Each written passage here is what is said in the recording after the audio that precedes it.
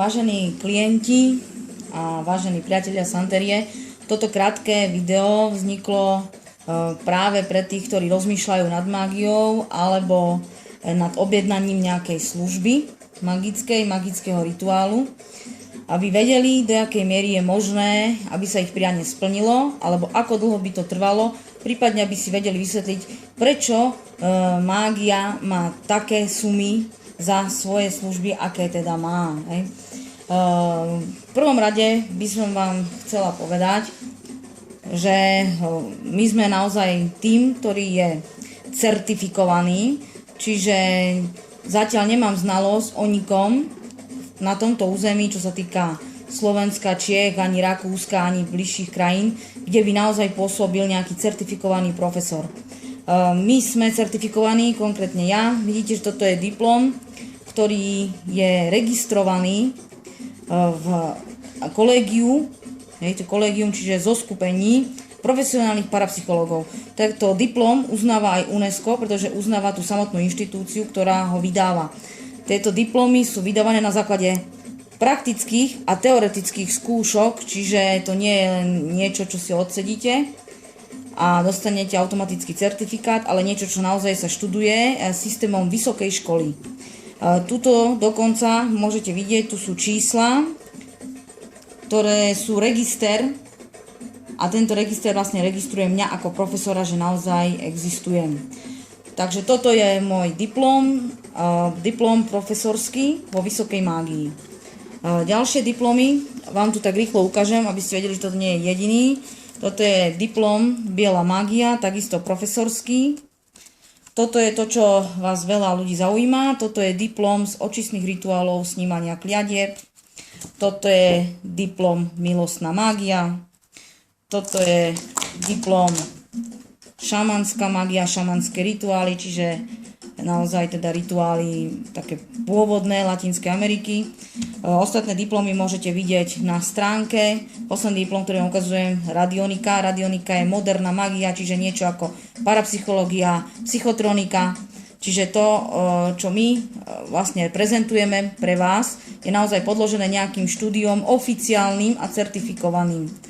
V prvom rade, aby ste si vedeli predstaviť, ako funguje magia a ako vlastne všetky tie kúzla vznikajú a ako my dávame dokopy to, čo je nutné urobiť a koľko to stojí a koľko to trvá, a aby ste vy vedeli, či je možné vôbec tú vec spraviť, potrebujete vedieť základné nejaké veci z kvantovej fyziky. Čiže kto si myslí, že mágia neexistuje, tak je s prepáčením hlupák, a kto si myslí, že mágia je dielom diabla, je takisto hlupák a tentokrát bez prepáčenia. V prvom rade, mágia nie je nič, čo je nadprirodzené alebo nejak špeciálne nadprirodzené. Mágia je vlastne veda, ktorá sa zaoberá praxou kvantovej fyziky. Čiže všetká teória, ktorú vám povedia vedci pracujúci s kvantovou fyzikou, platí na mágiu.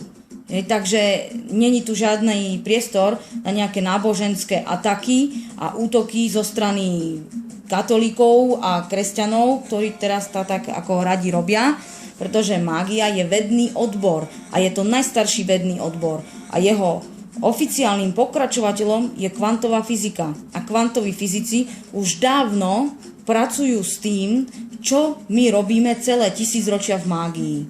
Takže to je základ, ktorý pre vás je. A teraz ideme k samotnej v podstate práci, ktorú vám chcem vysvetliť. Vy si predstavte, že si chcete objednať nejaký rituál alebo chcete spraviť pre seba nejakú mágiu.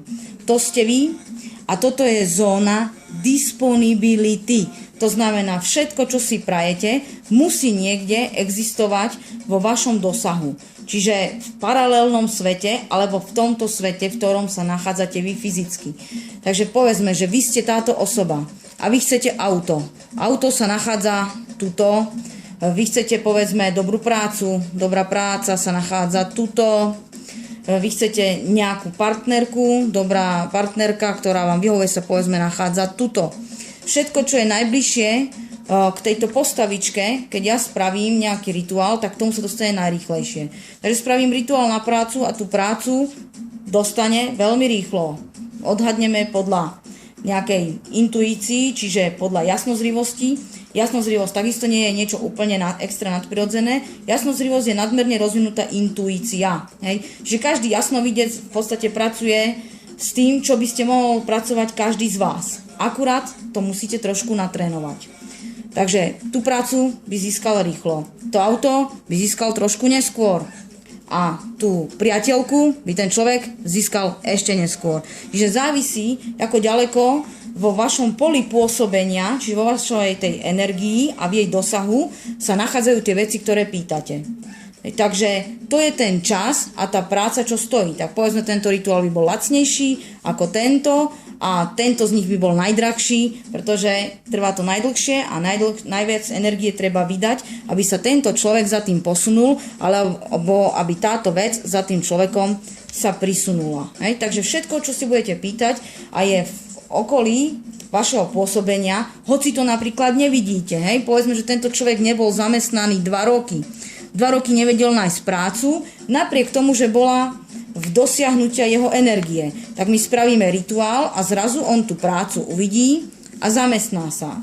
Alebo povedzme, ten človek nemal priateľku 5 rokov, napriek tomu, že v jeho poli pôsobenia nejaké tie adeptky boli. Tak my spravíme rituál, jeho energia sa opraví, začne si viac veriť, bude príťažlivý a tie priateľky, ktoré boli v dosahu, tie adeptky, sa začnú k nemu približovať a jedna z nich s ním vytvorí pár.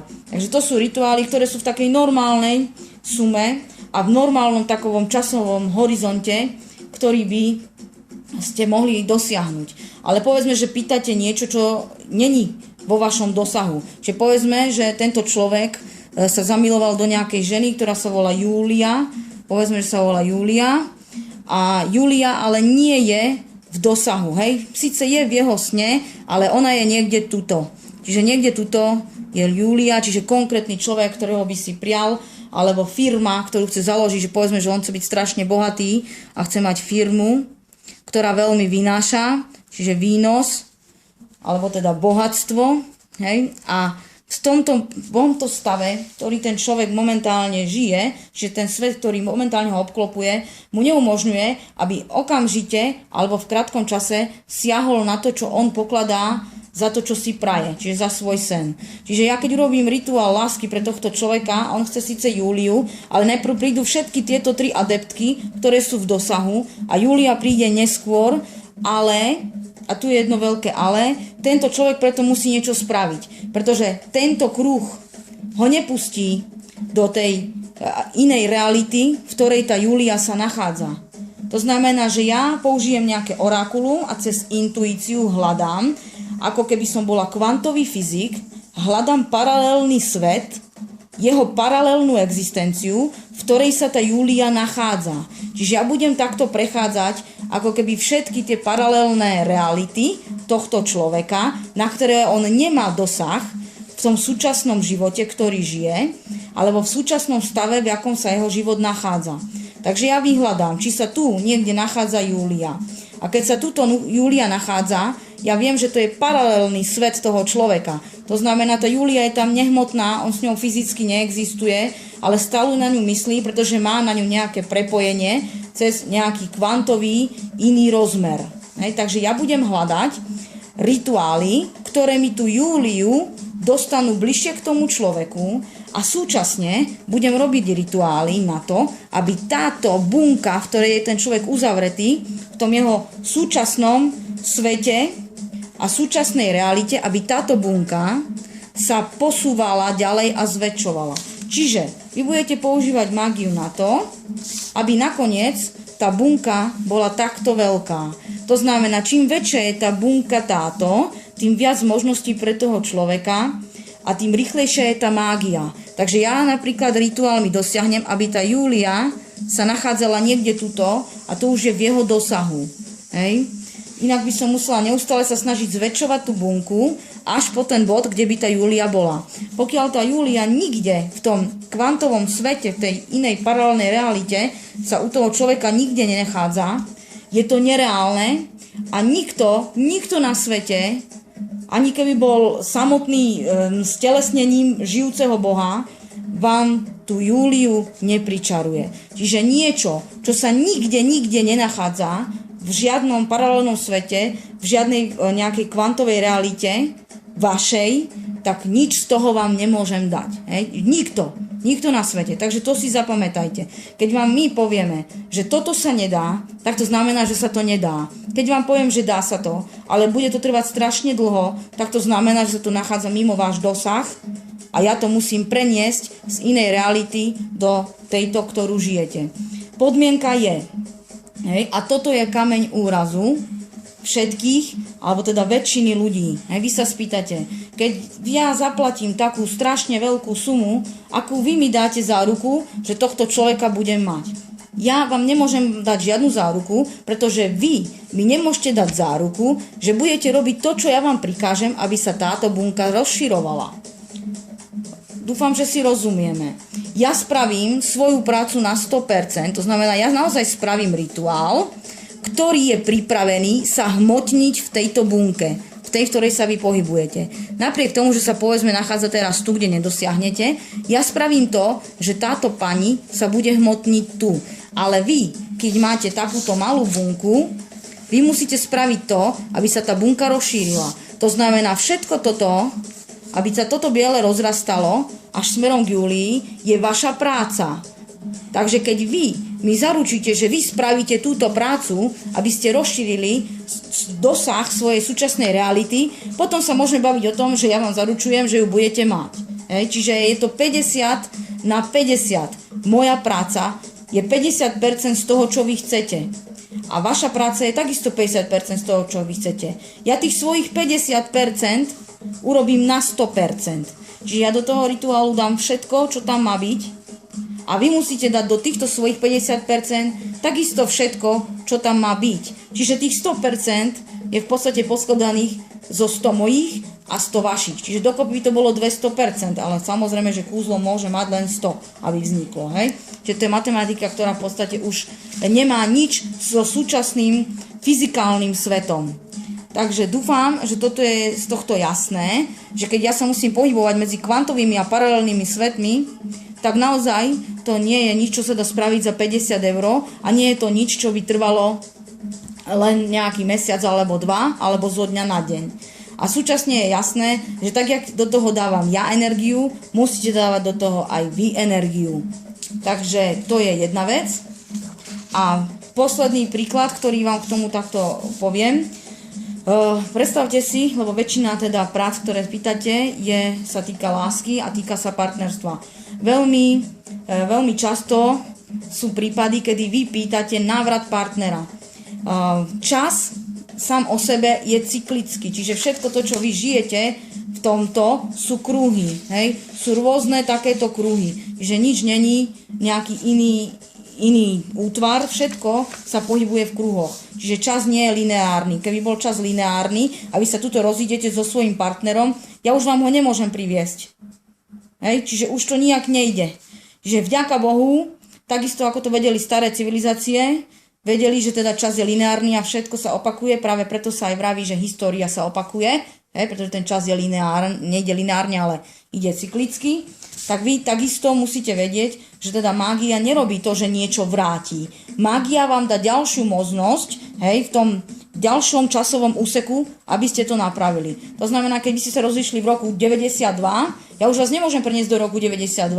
Ja vám dám možnosť, aby ste sa stretli v roku 2013. Alebo 98, alebo proste tam, kde sa to bude dať z tej paralelnej reality preniesť. Čiže ani ja nemôžem povedať, kedy to presne bude, lebo jednak to závisí odo mňa, ale jednak od vás a jednak od toho človeka, s ktorým ste sa rozišli. Čiže tam je strašne veľa faktorov. My len vieme, že to bude. Ale nevieme vám presne povedať, kedy máme nejaký odhad, ale ten odhad je pohyblivý. Ja viem vám povedať, kedy to bude, pokiaľ sa vy budete chovať takto a takto. Pokiaľ vy sa tak chovať nebudete, automaticky ten odhad nemôže platiť, pretože to je tých vašich 50% energie v tom kúzle, aby sa manifestovalo. Takže povedzme si, že toto je povedzme rok 2012. Vy ste mali nejakého partnera a boli ste šťastní. A čas je cyklický, čiže takto nám ide ten čas. A vy ste žili šťastne celú túto dobu a tu sa niečo stalo a ostala ste sama, partner vás opustil. A vy chcete teraz, aby sa ten partner vrátil. Ja nemôžem dať spätný chod času, ja len môžem spraviť to, že popoženiem tento čas, aby sa kruh uzavrel a opäť ste sa stretli. Čiže toto je to, čo robí mágia lásky. Nie je to proti prírode, pretože inak, keby to bolo proti prírode, tak sa to nedá spraviť vôbec. Hej? Je to v súlade s prírodnými zákonmi a v súlade s zákonmi univerzom. Takže vy idete po tomto čase a počas tohto času vy napríklad získate novú prácu, zmeníte účes, presťahujete sa, stretnete nejakého muža, budete mať maličký románik, tu sa znova rozídete, tu kúpite veľký dom, tu sa presťahujete a tu zrazu ten partner, ktorý vás v roku 2012, vás povedzme na konci roku 2013 znova stretne, vyjdete si do kaviarne, poviete si, tak tedy sme sa nestretli správny čas, teraz je ten správny čas a začnete znovu. To znamená, že tá časová smyčka, ten kruh sa uzavre tam, kde začal. A to je to, čo ja spravím tou mágiou lásky. To neznamená, že vy, keď ste sa rozišli a začnete si objednávať mágiu, ktorá teda beží po celý tento čas, čiže väčšinu toho časového kruhu, že teraz vy budete sedieť doma a tam budete plakať. Pretože pokiaľ ostanete sedieť doma a tam plakať a rozmýšľať nad týmto časovým úsekom, do ktorého sa nedá ničím vstúpiť, pretože je minulosťou, tak nedopracujete sa k tomu, aby sa ten kruh uzavrel. Čiže vy musíte prísť všetkým tým, čo máte. Musíte si teda zmeniť prácu, presťahovať sa, kúpiť auto, stretnúť toho iného človeka, prežiť s ním románik. Presne všetko toto musíte prežiť, aby ste na konci došli k tomu, čo sme si naplánovali, že na konci tej smyčky má byť. Čiže ten pôvodný partner, ktorého chcete navrátiť. Preto vám stále opakujeme, že keď si objednáte mágiu, musíte ďalej žiť a pracovať na sebe a na svojom živote, ako keby ste ani nerozmýšľali nad tým, že sa ten priateľ má vrátiť, alebo že teda má sa niečo iné stať, že máte založiť firmu, alebo niečo iné. Pretože keď nebudete hýbať svojou energiou počas toho časového cyklu, tak tá mágia sa nemôže udiať. Pretože ostane tuto ako keby úzol, to je stagnácia energie, tu sa stane úzol a tým pádom všetko ostane stať tu. A zbytočne budete písať, že kedy tá mágia bude, kedy to bude fungovať, prečo nie, hej? Vy proste máte ísť v súlade so svojím časom a všetky tie úseky prejsť na to, aby sa mohol kruh uzavrieť tam, kde sa začal. Takže poslednú vec, ktorú vám poviem, je veľmi dôležitá. Keď si objednáte mágiu, pozorne študujte všetky inštrukcie, ktoré sú na stránke uvedené. Treba dodržiavať to, čo si povieme, čiže keď vám poviem, že naozaj teraz choďte a stretnite niekoho, tak to urobte, nečakajte doma, neplačte, keď máte pocit, že teda máte niečo spraviť, tak to spravte, ale rozhodne nestojte na jednom mieste. A nikdy v živote, nikdy si neobjednávajte rovnaký rituál u viacerých čarodejov, ani rovnakú vec u viacerých čarodejov, pretože my budeme pracovať tým pádom proti sebe. Takže jeden druhého budeme eliminovať, pretože len jedna energia môže hýbať týmto. Čiže len jeden typ rituálu môže týmto hýbať. Takže ja viem, že budete mať rôzne stavy, že týmto to je pomaly, to ide ešte niekoho a tak, ale tým pádom sa stane to, že budete mať na svojej ceste viacero uzlov, ktoré vám urobia viacerí čarodeji a nič sa už nepohne a nikdy v živote sa tento kruh neuzavrie. Toho človeka by ste už nikdy nestretla a navždy ostanete na ňo iba myslieť a bude to niečo neuzavreté. Takže preto sa naozaj sústrete len na toho jedného človeka, vyberte si skupinu čarodejov, ktorej veríte, dôverujete a tým sa zverte do rúk, ale samozrejme pokračujte vo svojom živote. To je všetko, čo som vám k tejto téme chcela povedať. Dúfam teda, že teraz je to oveľa jasnejšie, čo sa tu deje. Je to všetko kvantová fyzika, akurát, že prax kvantovej fyziky je magický rituál. Pretože fyzici to len počítajú, ale my to robíme. Takže to je odo mňa všetko a tešíme sa na vás.